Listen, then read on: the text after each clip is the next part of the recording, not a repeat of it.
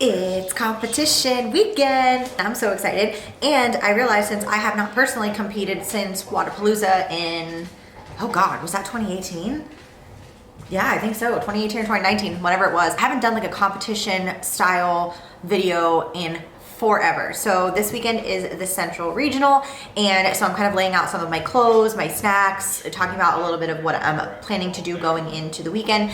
Today, our first event isn't until 6 p.m. and it is currently 1:15, so I have a little bit of time. I obviously am not working out today, but I probably will go to the gym maybe in like an hour and just like ride the bike, do some like mobility, just kind of get moving because I've been sitting around all day. So I want to show you what I'm packing because whenever you do a CrossFit competition, it's important that you have multiple changes of clothes. First and foremost, I hate sitting in sweaty clothes. It's disgusting. Always bring an extra pair of underwear, socks, the whole nine. So I personally like to lay out each individual outfit before I actually wear it, and depending on what like workout you're doing will be important as far as what bra and type of clothing that you're wearing. So for example, my normal free to be bras, this is the free to be wild, but it's got like this little keyhole in it. It's like their newer style. It's absolutely adorable. I love these ones for like everything training. These are mostly for A and B cups because it's light support. So for me personally, I can wear this for CrossFit, even though with this design, it's really more so geared towards yoga just because of like the Luxtreme fabric. It's very light support. It's very flexible, movable, whatever. But for me, I can totally get away doing CrossFit with it and it's fine. I do most of my CrossFit activities in the free to be wild or free to be series because they're all very comfortable, light support. On Sunday, we have a 5K trail run, and that is obviously a little bit more of a higher impact activity. So for Sunday, I'm wearing the Energy Bra high neck, and it still has a really cute crisscross on the back and still has removable pads, but this one is medium support and it's made for anywhere from B to D cup, so you can totally wear this, and I can wear this as well and it's fine, but this one is just like a little bit more sturdy. Know what I mean? Like it's just more supportive. It gives you more support for running. I personally like to wear high neck things, so I'm wearing that with the Run Off Route tank. That's gonna be my outfit with, I think, pants probably because it's gonna be cold for Sunday. Now, in between events, luckily it's close to home, so I'll probably just come home, but this is the Rejuvenate bra. They don't have this, unfortunately, on the website anymore. However, this is one of my all-time favorite bras. Number one, because it's reversible, but number two, because it's super, super comfy. So for this one, this is also light support, but it doesn't have like the removable pads in it like the Free to Be Wild and the Energy bra does. This one is made with Nulu fabric, so it's just like really, really buttery soft and comfortable. So that is what I'll wear in between events. Bring in my gym bag, which I did do a what's in my gym bag video recently, so if you didn't see that one, go check that one out. I don't honestly add a ton of stuff to my actual gym bag when going to competitions, but there are two things I make sure I'm stocked up on that I don't necessarily always have in my gym bag. First is BioFreeze, and this is just because I'm gonna be so sore the whole weekend. I already know it. I haven't felt the competition soreness in a very long time. So I always do BioFreeze. I personally can't take Advil because of my stomach. So if I get really bad, I'll take some Tylenol, but I just keep this in my gym bag. So throughout the events, I can just rub it on my forearms real quick and be good to go. Also make sure that I'm stocked up on my tape. So lately, what I've been doing for my grips is taping my wrists like this and then putting my grips for gymnastics on this. Tonight, our first event is that muscle up workout with the handstand walks and the snatches with then like the max snatch afterwards. So that's personally why I like to use this type of tape. It just sticks much better. I tried doing it with like a sweatband and then putting my grips on top of that, but it ended up bunching too much and then it was like crumbling the gymnastics grip on the palm of my hand and I didn't like it. So those are the two things I primarily keep. Then let's talk about the most exciting part, which is food and drink. So a couple of things. First of all, during a competition, it's very important that you stay hydrated.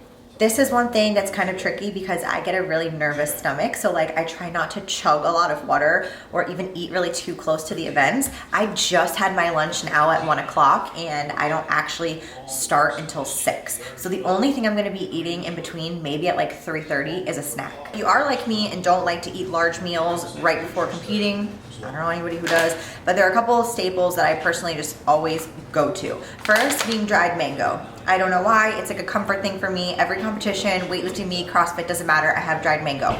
I don't know, but it's in my bag. It's just like, it doesn't hurt my stomach. It's not too heavy, but it's chewy enough to make me feel like I'm actually eating a substantial meal. Rice cakes are also a really good option. If you are struggling getting your protein in, you can get like some protein chips. Out of all the ones I've tried, unfortunately, as much as I actually hate Quest bars themselves, their newer Quest chips are actually pretty good, and they do have a decent amount of protein for how small the chip bag is. If you are looking for something a little bit more substantial, these are the Nouveau Bars. This is just my favorite flavor. I've talked about these in so many videos, like forever and ever ago. This is the salted pretzel one, and I love my salty sweet. This is just a little bit heavier, and I feel like honestly, I could probably have half at a time. I would not eat an entire one right before going out for an event, but just in between events. We have actually quite a few hours. Even like tomorrow, our first event is 1:25, and then the next one is 4. So instead of eating an actual meal in between those two heats, I'll probably just have a bar. I also found these at Hy-Vee. These are the Detour Lean Muscle Bites. I've had these before, I think when I was traveling.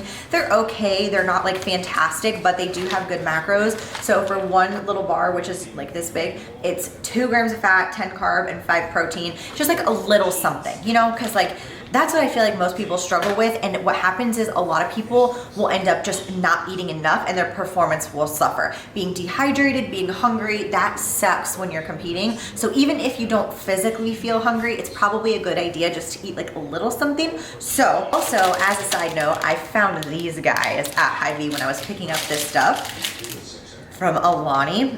And so many people rave about this crap. So many. I'm gonna be honest, when I tried a protein sample of the Alani new protein, I thought it was gross. Just being honest, you guys know I always like to keep it real with anything I try, and I just cannot understand the hype behind it. So when I saw the protein bars, they looked new. They look like they have decent macros, 6 fat, 17 carb, and 16 protein. There's a chocolate cake one, a fruity cereal one, a birthday cake one, and I was like, let me just try.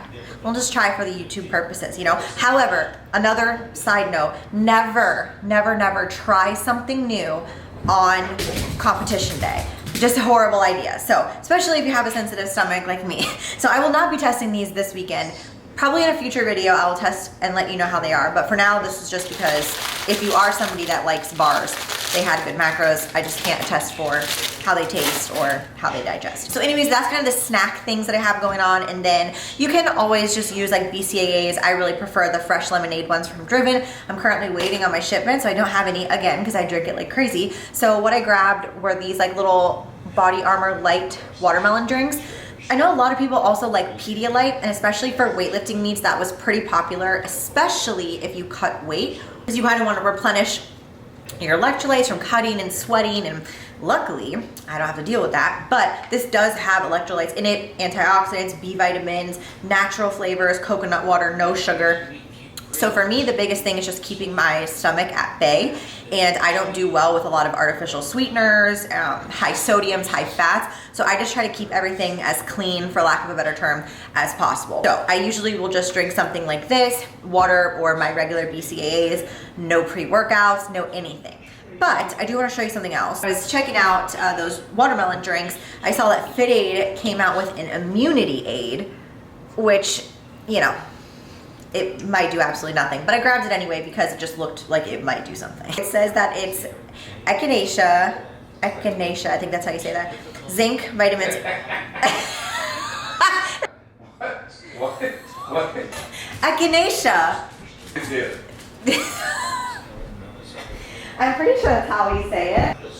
Oh, this one, yes. It's right? Oh, I was right, bitches. Zinc, vitamins A, C, and D3, turmeric, lemon balm, magnesium, astragalus root, valerian root, ginger root, and chamomile. So yeah, bitch can chill out. Kidding. So I tested this earlier because I'm usually pretty fine with Fit Aid. However, anything bubbly, no go for me. So this was just in the morning. It feels like it does have a little bit of carbonation. It doesn't say that it does, which is weird, but no caffeine. Then, of course, most importantly, above all, you know, as you're eating normally and eating your snacks and whatever, the biggest thing that I have found, especially with 3-day competitions, just because like they're so long, your adrenaline shoots through the roof and then you crash. Like I just always get sick after a CrossFit competition. It has happened almost every single time. So in order to try to like get ahead of this, I went to Fresh Blends this morning and I got some of my favorite little shots. This one is so like just burns the back of your throat like it's nobody's business, and then this is more of a probiotic shot. Taken yet today, so I'm gonna take this one now. And that one actually tastes really good. But anything like with ginger, anything that like is a very immunity boosting, that's the term they like to use, I just take it all. Week of competition, week end of the competition, I will be downing my vitamin C, my emergency D vitamins. Like, I'm gonna go insane with making sure that I don't get sick, as well as obviously protecting myself and washing my hands and doing all the other stuff. So that is pretty much everything. As far as food goes, it's my normal food. I'm gonna be eating chicken thighs. I had steak tacos for lunch because I wanted to have the heavier thing a little bit more like farther away from the actual workout. So now I'm just waiting on Lucy to get here so we can go to the gym and then kind of warm up, and then we will go check into the competition. Hope that this video helps you if you are prepping for a competition, and don't forget to give it a thumbs up and click subscribe so you never miss a Monday or Thursday with Manders. And I hope you enjoy our CrossFit competition vlog, because I figured I'd vlog this. I haven't competed in a while and it might be fun. It might be absolutely horrible, but it might be fun.